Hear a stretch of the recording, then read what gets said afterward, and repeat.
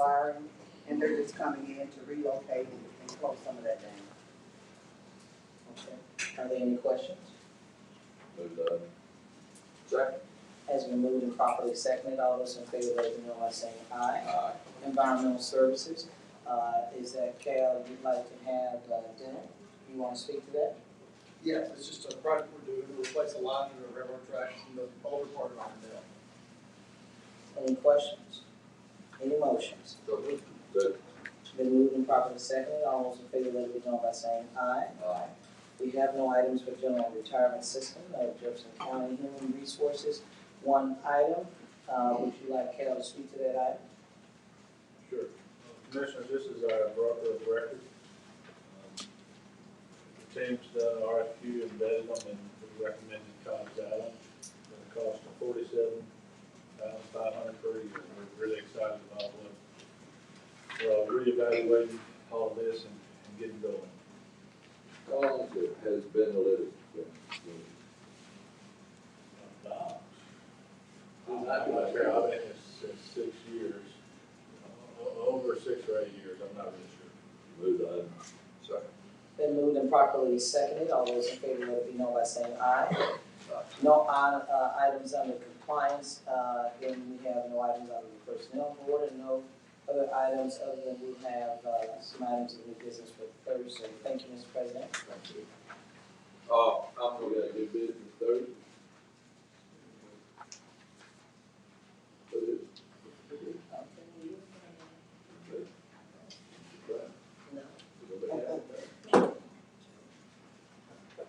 Go ahead. Community development and health services, I'm gonna do Mr. Tyson's. You got two under the Department of Community Service, you got Brighton, you don't need that. You got Brighton Street Improvement Project. Move one and two. Second.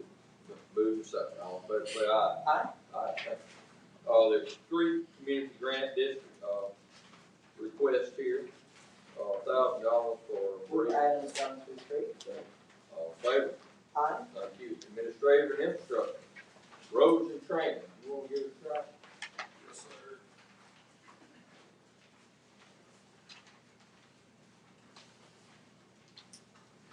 Good morning, Commissioners.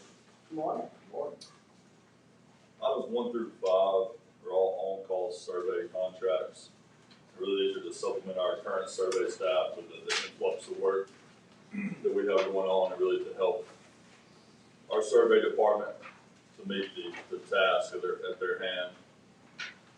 Item 6 is relocation expenses for a track on Bell Hill, part of the Bell Hill contract that I think passed through commission 2 weeks ago. Item 7 is permission to condemn starting for the North Chalkville Road project. You'll see more of this come along, but these are the tracks that we're asking to start condemning for that project to take place. And items 8 and 9 are right-of-way work for projects that are with the sanitary department. Any questions on 1 through 9? Move 1 through 9. I did have one question. Now, second.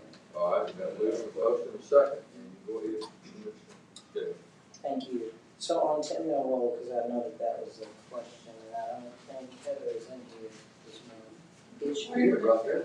Oh, Yes, see, take it. yeah, I'm like, okay. I'm so used to seeing them back here.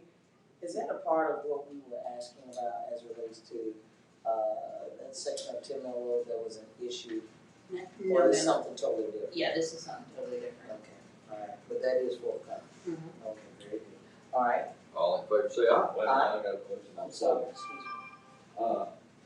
On the condemnation, there was a couple of tracks that I probably needed to speak to you about, because I think their property's gonna be sold. But if we don't, I'll talk to you about it. Okay. I'm not saying. All in favor, say aye. Aye. We have, 7 claims from the county attorney's office in the minutes from the June 8th meeting. Those 1, 2, 8. Second. Motion's been made and seconded, all in favor, say aye. Aye. County manager, you wanna do those, County? Sure. First one is, ARPA agreement with priority soldier. This is a resolution to terminate that agreement. Number 2 is, award to transportation through your program called the Nonprofit Beneficiary Program. And, for $5,000 to $30,000. On the mental health program, are we done with it? Did we complete that? The priority soldier? Actually, sir, there's some non-compliance issues, so we're having to terminate. Move on to, I'm gonna second it, but I did have a question as it relates to item number 2. So, we have a contract that is saying ranging from 5 to 30? yeah, we passed that. Well, we Commissioner, the program is from $5,000 to $30,000. We have been batching these up as they've been coming through in big bunches. That was just the standard language that we had used to describe what the program is. This one is for 30, which is the last sentence on the summary. There are still 2 more agreements to come out of this first program. There are agreements that have been backed up with SAM.gov, which is the federal agency that everybody has to register with to receive federal funds. So the first couple batches that came in were individuals that either already had or got on that very quickly. A few others have been trickling through. So there's this one, and there are 2 more from the first round coming, and then you should start seeing items from the second round that y'all asked for, starting to come through in the next month or so. Okay, I just, even if you said we had approved it, Joe, is that what you're saying? Yeah, we approved it. I'm just used to a language that would probably be up to 30 as opposed to range, and just didn't Well, it understand. was either 5 or 30, I think, is what we were, as I remember. Okay. All right, Some were 5 and some were 30. go ahead and call it, Mr. President. We have a motion second for 1 and 2, all in favor, say Aye. Have some other business here in District 3. Move items 1 through 5. All in favor, say aye. Aye. Thank you very much. We do have, the bridge closed. On Charles Hamilton Road. Give us an update on that and some of the reasoning behind what we're doing, because I'm getting a lot of negative news and feedback right Yes, sir. So we had a public involvement meeting last week, with 2 items. One was the Old Tuscaloosa project, and the other item was the Charles Hamilton Bridge, which is the one we're referring to. So the now. county, Where is Charles Hamilton Bridge out it could, there? It's off Old Tuscaloosa Highway. It's when you go south from Old Tuscaloosa to south to the right. after the schools, after the high school right there, keep coming south, it'll cut back through Eastern Valley, back to Old Tuscaloosa. How many residents are be affected? You're talking about closing the bridge with 2 cul-de-sacs, one on each side. Yes, sir, that is what we're currently looking at. So that bridge right now is being inspected at a 6-month interval, and every time we inspect it, there's something else that comes up. So the bridge is pretty much met at the end of its life. So at this point, we take a step back and look at it, what it looks like in a whole, what the best route is for the county. And our traffic department, we completed a traffic analysis. There's about 350 to 375 cars that travel that bridge daily. So not a lot of traffic. And the route to go around that bridge is about 0.4 miles. So financially, our recommendation was to close that bridge, to cul-de-sac on both sides, and to realign where it hits Old Tuscaloosa. Our job with the road and transportation is to serve the public Yes, sir. and to, if these tax dollars that people put in to the county begrudgingly somehow, are supposed to be spent on projects like this and similar to this. We need to, if there is a way, 375 cars a day. Used to be 375 cars a day going down Morgan Road. Believe it or not, when I was growing up. So, you can't look at what's going on right now. What is the possibility of growth, in that area with and without the bridge? And you need to look and see, and I'm going to ask the road and trans to look at that again. And there's any way that area is growing and growing very quickly, we do need to try to service our citizens with our taxpayers' dollars. If we need improvements that we can see. And you can see where your taxpayer dollars go when you build a bridge, build a road, put in sewer lines, and it's just important that we have that consideration as we move forward. So I'm gonna ask the roads and transit if there's any way that we can to look at that, see if we can get it done. How big is it, 2 lane, 4 lane, It's a 2-lane bridge. or what kind of waterway? It's over 5 Mile Creek, a section of 5 Mile Creek. How big was the bridge? A single span. It's 6 feet. It's probably 50 feet. It's not a very long, 60 feet, it's not a very long bridge. It's not working. I was down there, just getting that work. The area we're growing to, so. And we looked Speaking at of which, let me ask you a question on, when are we gonna finish, still gonna finish at Springdale Road? Bridge, what's been going on? Springdale Road. Bridge, Joe. Huh? You're getting a But bridge. it's a rebuild, but it's right there in Tanner. More than 375 cars a day. Yes, sir, this fall, we're on track. Is It's all that the one scheduled. on Highway 79? Yes. That leads toward our own, facility? Okay, I've said What, already. what did you say the time frame that you're looking at? This fall, it's on track to be finished this fall.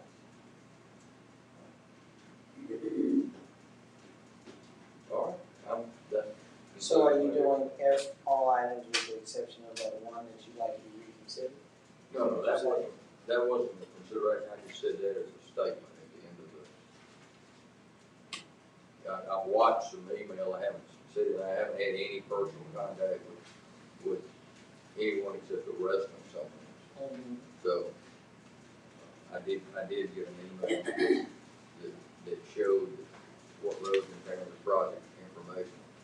But besides that, I'm relying on my residents to do that, and I really do need to. If I get a heads up on the start with it, we need to communicate with them, so I could understand the reason behind what they're doing. I'm getting residents complaints, and they may skew one direction. And I know that the county is going to look at it as a cost-effective matter, so, but all I had to go on was what they had, and I still don't know any more than what you told me besides what I saw. So if you would look at it, reconsider it, if you have an opportunity, if there's money available in the budget, that's where we spend our money, is capital improvement. So, I appreciate that. Joe, District 4. District 4, all right. Move items 1 through 7 if there aren't any other questions from, the commission. I'll motion. I'll second that. And a second, all in favor, please say aye. Aye. Budget management, individual staff development, Move. have a motion. Second. All in favor, please say aye. Aye. Thank you. All right, developmental services. Marshall, we got B, 23-0007. Case number 7 is just a simple transfer for a beer and wine off-premise sales. This is at a facility that has history such as out on Allison Bonnet Memorial Drive up in Tweetown. The commission approved, most recently approved, off-premise beer and wine sales here in 2019. All right, do I have a motion? Move the item. These folks ain't got, bingo machines in. At this location, they're not believe so. But I go back, since they have to go check. 2 and 3, they're all clean. No bingo machine. The other ones, the other case? Yeah. They had applied for a bingo license there, but that was none of it. In fact, the bay that they were gonna use for the bingo operation is where they're proposing the liquor store. Let's look at this individually. Okay. All right, does. Okay. Joe, I'll move number one. All right, got a motion. Second. So, please say aye. Aye. Aye. 23-0006. 6 is a request to establish an off-premise liquor store at this location along Tuscaloosa Highway. Again, the facility itself consists of 2 bays. One bay has an existing convenience store. The other one, I believe, is just vacant right now. At one point in time, they were looking to open a bingo hall there, but I don't believe there's one open now. And like I said, this is the bay where the vacant bay is where they're proposing to live. Where's the nearest liquor store? I believe the nearest liquor store is at Easter Valley. It's in Let's Best see the- Easter Valley on the opposite side of 459. Okay, so, this is in really a community. That's correct. Off-premise, there was a request for this last year at this same location. The commission denied it. There's also a location down at the end of McEshan and Easter Valley Road where there was a request for the commission denied the request as well. Okay. The applicant wasn't made aware that there was a previous denial of a year ago. All right. That gets to the meat of things, what I was saying, this is a community, same thing that he gone with, this is public hearing? Yes, sir. Yeah, I was about to ask for, we had the public been notice Yes, ma'am. already. What's the difference in 5 and 6? They're both the same. Same property. It's just that 6 is a request to establish a liquor store. 5 is the request to have off-premise beer bar. A transfer for off-premise beer bar. Okay, so he wants to transfer plus an additional liquor. Right, which is why we put 2 separate cases on it just for the ABC. All right, D 23-0005 and 0006. I'll move to the agenda. So, A motion and a second. All in favor, please say aye. Aye. All right. Thanks, sir. No, no. No. All right. General services.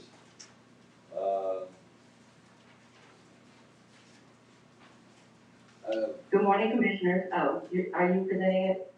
No, you are. Oh, okay. Good morning. General Services has 3 items on the agenda this morning. The first one is a contract with Southeast Switchgear. That's for electrical testing and inspection. The second item is rapid scan systems. That's for our x-ray machines, the maintenance and inspections. And the third item is MRI software. That is our work order system. And the x-ray machines are for the security. Yes, sir. Move items 1 through 3 as presented. All in favor, please say aye. Aye. Thank you. Thank you, ma'am. Welcome. Revenue, joint venture, winning strategies and vision. Yes, sir, you're up. Good morning, Board. Good morning. This is, our contract for printing, mailing services was up this year, so we did an RFP, we got a person did an RFP for that. It's a multi-departmental contract, and we determined that part of the problem we had with the previous vendor was we overloaded them with a lot of mail between August and October. We passed, I think the last commission meeting, we passed one vendor. This is the second vendor, because we're gonna do a multi-vendor contract, so we don't overload one vendor with that, because they were behind. The previous vendor was behind almost a month on the property tax notices out last year, so we reevaluated that since the contract was up and decided to go with a multi-vendor contract, and that's the second vendor. They didn't make it to the last agenda. There was a problem with how that joint venture was working, and legal wanted to work more info on that, so they satisfied that with legal. So were those late notices due to the vendor? Yes, Or were they were related to the vendors. The vendor had delays in pre-press, that he had some issues with pre-press, so he got pushed off a few weeks. So if I'm hearing you correctly, is it the county thought that they may get a better, cost if you did both, but as a result, you basically overwhelmed the vendor? And as a result, you didn't get the desired results you needed. Yes, he had, going back to the original contract, 3 years ago, we gave him the quantities that he would be printing and the time frames. It's just in practice, when it all hits you, I think it overwhelms him. So we invited him to bid again and, propose, if they had a better proposal this time to staff up, whatever they had, to present that. And they were invited and they did participate in the process. They were not selected. Okay. All right. Put all the eggs in one basket, go drop it. Move the item as presented. Have a motion? Second. All in favor, please say aye. Aye. Our county treasurer is sitting here, and, we got a couple items we'll discuss with her. She's got a couple of bank recommendations, so we'll do that with the investment committee. So you're good for right now. District 4, we have a freshwater trust. Move the item. Have a motion, second. All in favor, please say aye. Aye. All right, and now we have a presentation by Mr. Zachary Brooks. This is the Camp Coleman Bridge, 2014. We were approached by the Girl Scouts of North America, and they have asked us for help on the bridge that enters their 500-something acre camp there. And so Zach and I met with them, and we talked about it, and Zach has worked very hard on this, and he's going to give you a little walkthrough. Zachary.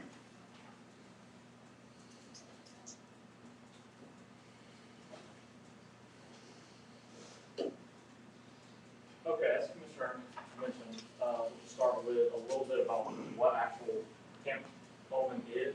It's a Girl Scout camp established in 1925 in honor of Gertrude Davidson Coleman. Who is Gertrude? So she was born in Ohio in 1800, moved to California, went to the University of California, spent a lot of her time in Europe, actually studied at Oxford, served in the World War for the Red Cross, the YMCA, actually spent a lot of time in leadership positions in Italy and France doing so. Married John Coleman in California, moved back to Birmingham and became instrumental in establishing Girl Scouts in not only Birmingham but in Jefferson County. She also became known as the first Girl Scout commissioner and then died tragically in childbirth, and she's buried in Elmwood with her only son. She was only 37. Only 37. A lot in short time. So Camp Coleman is in the outskirts, like right on the edge of Jefferson County, St. Clair, just right outside of Trussell. It is on the Alabama Register of Landmarks and Heritage for Historic Places. 144 acres on this site. That's at Girl Scout on the Cahaba River, which kind of makes it unique just in itself, just the way that the river actually snakes around the whole camp. And one of the more interesting things related to the historical standpoint of this camp, it is the third oldest continuously operating Girl Scout camp. So it is only beat by two other camps, one in Pennsylvania, number 2, Camp Archibald, and then Camp Bonnie Bray, which was in Massachusetts. And they only beat Camp Coleman by 5 and 6 years apiece. So you're not talking about a drastic difference. So with the issue with the bridge, their challenge was it's a one-lane bridge, their only way in and out. They had a temporary easement on the back side of the camp, which is kind of in the middle of nowhere, that they were having to use once this bridge got condemned, and posed a lot of issues with, you're dealing with children, you're dealing with access, you have to monitor who's coming in and out. It was a problem, and this bridge has been actually established since 29, the camp 25, the bridge since 1929. So when this thing went down, it caused a lot of problems. This was also used because of the community and the neighborhood around the camp. It was an emergency access for first responders and for the neighborhood, which of course was no longer able to be used when this happened. It was a wooden bridge. It got washed away a couple of times by flooding, I believe. So the original flood was 2007. 2007 was the original flood. That was the that was the first instance where it got to the status of condemned. Still had the full deck. 2013 is when one half of the deck completely floated off. 2017, it was completely barricaded to let people nowhere near it. They were already communicating at this point, hey, you're gonna have to come in through the backside of the camp, which is about a half mile away. But at this point, they started putting out actual signage on top of the barricades to just try to keep people out from this access area. So when the Girl Scouts first approached Commissioner Knight, the backstory that we learned and the history with the county of why they were petitioning the county is this bridge is actually in the county right away. In 2007, shortly after the bridge was condemned, they had started making efforts at the end of 2007 going into early 2008 to try to petition the county to be the sponsor to rebuild this bridge. The issue with that was the level and scale that this bridge would have to be rebuilt was just not feasible. You're talking about building $1 million+ bridge to a Girl Scout camp, servicing only the Girl Scouts and then the community only in emergency. So when this was discussed, the county was also in a different state itself. This is 2008, this is before things really started to fall apart. The county was entertaining it at the time. Completely different scope of what roads and transportation looked like at the time in terms of size and ability. When they approached the county in 2014, obviously the state of the world, state of the county was a little bit different. We had to look for a different route. We checked every state, federal, transportation, recreation, historical, every possible grant, and to come up not only with that level of money, but to try to do it to that scale that wasn't feasible. So as a county project, it was a done deal. There's nothing that could have been done. But as a public-private partnership, the Girl Scout Center project, we could vacate the right-of-way, we could reduce the scale of what the project could actually be, and actually give them some hope for coming up with something, and do something that was better than what they had, but not be overbuilt for the area. So the partnership is such, came out to every single one of these partners, not only was it beneficial to actually accomplishing the goal, but the timing of just when these people got onboarded, I mean, you couldn't have asked for better timing to actually make it happen. Of course, the Girl Scouts, the county commissioner, Brassel and Gorey, just so much can't be said. I mean, you can't say enough about what they did in terms of the quality of work they did, their willingness to help, but for them to stick with this project over the uniqueness of it, the designs, the redesigns, and their patience to just try to make it happen, just can't be said enough. The Department of Health, first stakeholder that actually contributed funds to the project, very meaningful there. The City of Trussville, Pivotal LG, Gonzalez and Strength, and AECOM for engineering. So this is just like the high points of just how much of a slow burn this project was from being condemned, from the first time that the Girl Scouts approached the county in 2008 before the world turned to what it did. You notice the health department coming on board, like I said, Brassel and Gorey, and then of course 2022, after multiple redesigns, finally got started on the project in terms of construction, and then 2023, we actually dedicated the bridge.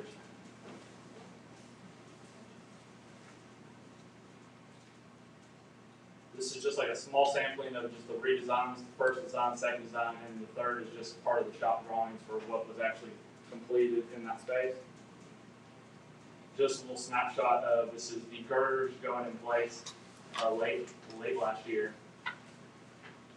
So here's your before shot. This is right before site prep and clearing, obviously a little bit of debris in the way, and some slight overgrowth from a couple of decades of nothing being touched.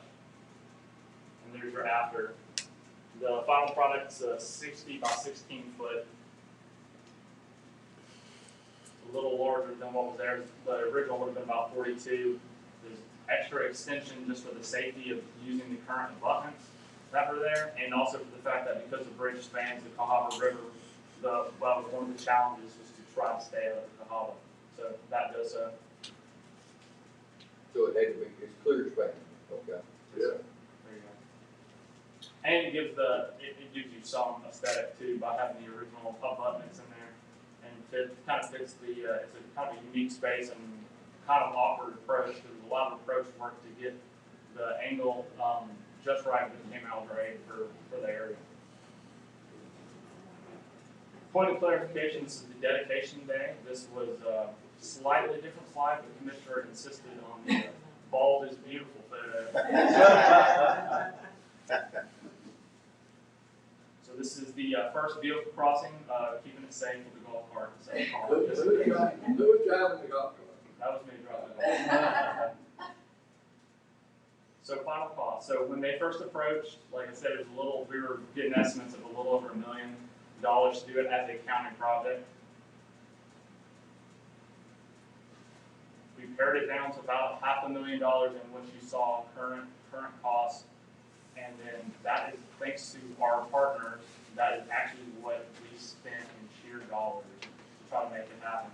So about as pound for pound of the build as you can get, and just super thankful for everybody involved that were actually willing to make it happen, reach the goal for the Girl Scouts, and preserve something historic for the area and for the state. There's a couple of things. Big shout out to Miller Boyd, Zach and I met with him. Once he got on board, it was all good. With his team, they really contributed a lot. In a funny way, I was seeing there once in a while, he'd ask me how their charity bridge. And I said it's progressing quite well. Zach spent a lot of time on this.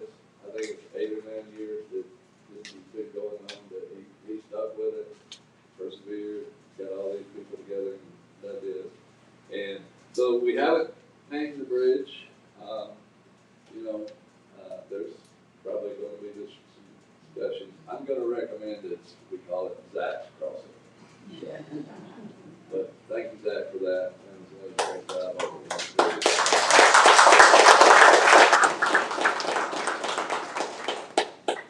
And that concludes my report. I did want to give a shout out to a couple of people too.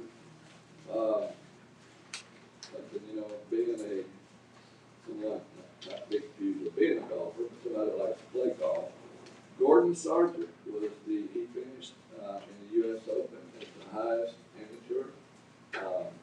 And he is a young fellow from Mount Brook that is going to Vanderbilt. And so congratulations to him. He joins Chris Richards from Hoover on soccer for the U.S. men's tournament. And of course, our Quincy McKinstry from Benson, better known as Kool-Aid. So some of our local kids doing very well on the upper echelon. So that ends my report. Information. Information in technology and economic development. There are no items for economic development. There's 3 items in IT. Shree, are you on board? Do you want me to do 1, 2, 3? I'll second, but I did have a question. Good morning. I have a motion and a second. And I did have a question. And go ahead. Yes, sir. On item number 1, I see where we're relocating equipment to Huntsville. I just want to get a little bit more clarification. I certainly appreciate item number 2 for our own, especially considering what happened with the Jefferson County school system. But I did want to get an understanding more of number 1. And then a question about number 3, is that money that we're receiving, county attorney, not attorney, excuse me, but manager, is that what we're doing, Jimmy? Yes. That's why I see revenue? Okay. So number 1, that's just my question on that. Commissioner Scales, yes, this one is, we've actually relocated our entire data center to DC blocks in Birmingham. And this specific contract is for relocating our disaster recovery equipment to the Huntsville DC blocks location.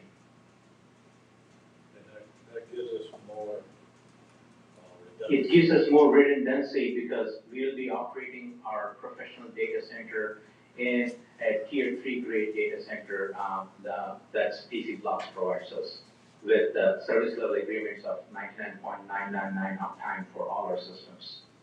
Okay, so I'm usually not foggy, but what you just said just escaped me. So for the dumbest person in the room, explain that to me, county attorney, what you're telling me that we're relocating data equipment to Huntsville to do what? You said keeping redundancy, meaning what? Well, we have, y'all approved, we have and Sheree, correct me if I'm wrong, we have a. Yes, sir. Basically a backup at DC Blocks here in Birmingham, a complete backup. And DC Blocks here in Birmingham and in Huntsville is kind of designed to protect your data, and other people use it as well. It's designed to protect from attacks and all this kind of thing. And so we have an additional backup in Huntsville in a separate place, which is best practices, so that if something happens here at the office and at DC Blocks in Birmingham, we have Huntsville backed up to the areas.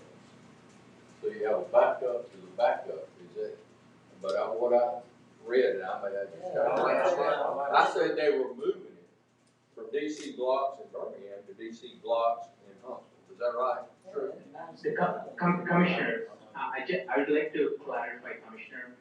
What we have done is last December 2022, we have migrated our data center, which is on the 7th floor, to DC Blocks Birmingham.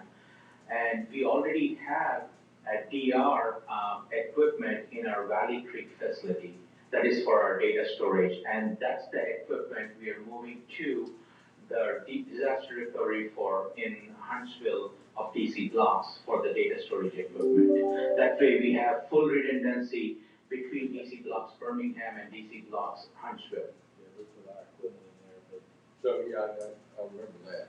So we have two backups now, three, is that correct? Yes, sir. This DC Blocks in Huntsville will be the first backup, and we have a cloud backup in Azure for all our production systems in the cloud from the Microsoft Azure Cloud Services. So, and I'm like Mr. Still, I'm a little foggy. You have a backup in DC Blocks here in Birmingham, am I correct? That's correct. In Huntsville, yes, sir, for data storage. All right, so you're saying yes. In Huntsville, we don't have it in DC Blocks, or do we not have it at Valley Creek? Where's our? DC Blocks Birmingham is our primary data center, and we used to have in Valley Creek as our disaster recovery for data storage, and that equipment we are moving to DC Blocks Huntsville as our primary disaster recovery backup. And our secondary disaster recovery backup, which we already have for the last 2 years, is in Microsoft Azure Cloud Services for all our production, development, and test systems. Are all these backed up in real time? Yes, sir. The real-time replicated. Why wouldn't we back up in the DC Blocks here, I guess, that's what. I think the DC Blocks Birmingham is not a backup. Sheree, will you explain what the DC Blocks Birmingham does?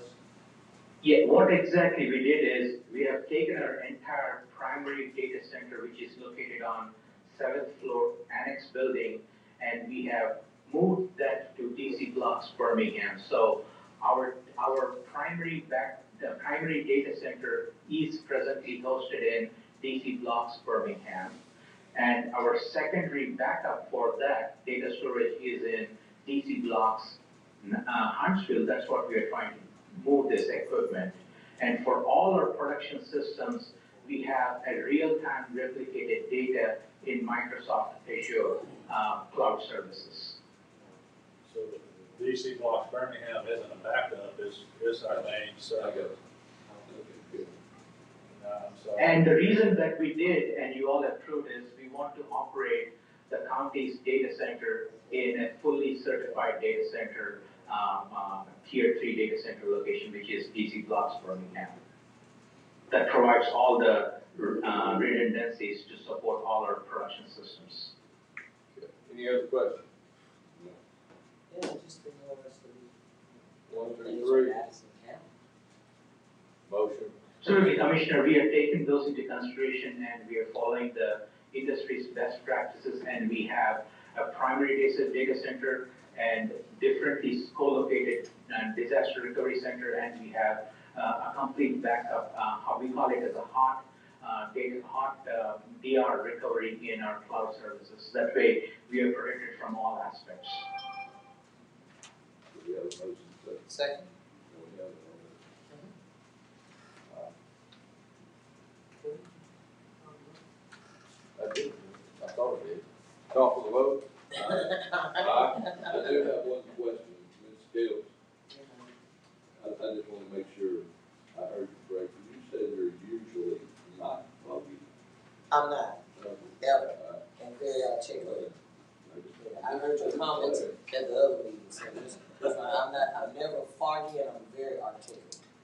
Yeah, thank you. County attorney, do you have anything to apply? Anything from the county manager's office, any updates, anything that's going on that we need to know about? No, sir, we're making good progress on a lot of our capital projects, and, gonna be a stressful year or two with the inflation, but we're really excited about the progress we're making. County manager, while we're at it, I know we're going into, budget time. I do want you to provide us an update of some of those things that we talked about in terms of, how we're allocating funds and some of those funds that had not been, may have been appropriated but not used, how those dollars can be realized differently in this upcoming budget. That's a statement, not an ask. What are you gonna do? You want to update now? Oh, no, just when you have it Well, together. but I'm foggy now. Well, see, you shake like you got jokes. But what I'm saying is, matter of fact, it is a question. Let me rephrase it.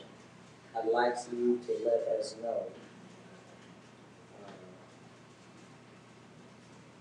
where we are as it relates to those dollars that I'm talking about, making sure that if they haven't been used, that we can find a way to help our constituents with it. And then I know that there's the president has mentioned about us seeing about how we secure job opportunities and some other things as it relates to how we go about establishing those dollars to be set aside for that purpose too. What dollars not used, what are you talking about? Is it ARPA funding? Correct. We have some, and quite a bit, that have not been used, like for food, all the food. Well, I think that what I'm hearing the question, And a good way on the food. two issues. One, the ARPA will be coming to you with your previously established programs, any money that is not just been out of the program. You'll decide where you want to put it and retool it and get it back out. And then we're also looking at establishing some rules for the economic development fund, and also considering asking you to create a indirect economic development fund for projects that don't create direct jobs but have a tremendous impact on the economy. So we're preparing those documents now and look forward to getting that done. And it'll probably be about 3 or 4 weeks when we have the ARPA retool coming back to you. And we'll probably have to do that even again before we get to the end. But I would like for you also, I want to be clear on, not only ARPA dollars, but just dollars that we've appropriated, and those dollars have not been utilized for our constituents. And we can relook at that, and so that, we know what we're doing and being very effective in our budget to make sure that needs are met.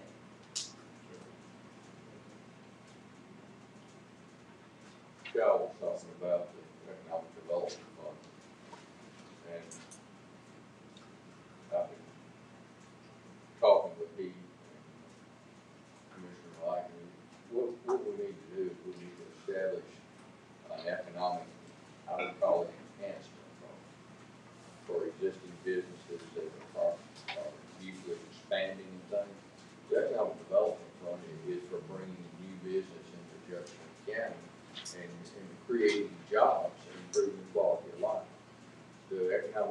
enhancement fund would be to take those existing jobs that are within the county. If someone needs to expand or to move to a community that they're not in right now, it will give us a good tool to directly affect those. And they're working very, very diligently on some things that, I think will make that happen. And if you keep those funds separate, because when you intermingle the purpose and intent of that kind of development was to buy land, to give job incentives for new people that did not, have a job in Jefferson County, and this will give us a little more flexibility and help in some of those areas that it was not designed to do, but perhaps give a new, direction and outlook for some of these monies to be spent in different areas. Any other questions? I would just add that Commissioner Knight, thank you for your help on, North Chalkle. Had a really good decision